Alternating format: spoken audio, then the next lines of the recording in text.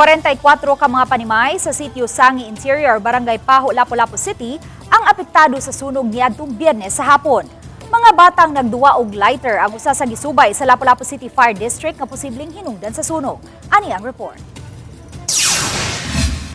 Kay dagum-dagum og kusog ang paghuros sa hangin niadtong Biyernes sa hapon, paspas nga gilamoy sa kayo ang 44 ka mga panimay sa sitio Sangi Interior, Barangay Pajo. Ang dapit, boundary sa sitio Seaweeds, Barangay Pusok. Tungod sa kadako sa kayo, giisa ang sunog ngadto sa 5th alarm. Dihang napaong na ang kayo, dinhi na nasuta nga 38 ka mga panimay ang naugdaw, diin unom ang partially damaged. Usa sa gisubay sa Lapu-Lapu City Fire District ang taho nga dunay duha ka mga batang lalaki nga nanag-edad og 4 ngadto sa 5 anyos ang nagduwa og lighter. Duha ka bata sa first sa ground floor, ang duha na sa second floor. Dayon ang amahan sa bata nga duha nasa ground floor mo'y nakakita nga nag-aso na ang second floor pero nagagawas na ang bata ana.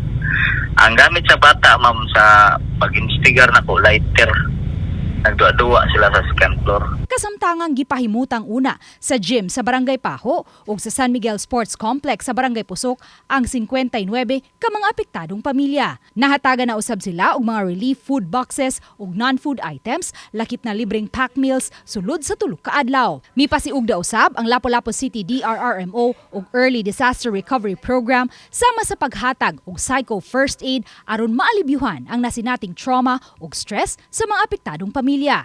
Ang mascot sa Disaster Resilience sa Lapu-Lapu City nga si Opong Andam lakip sa milingaw sa mga nasunugan ilabi na sa mga bata.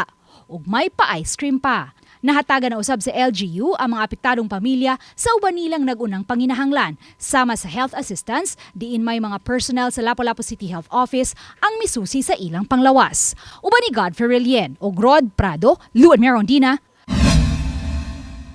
Balitang Bisdak.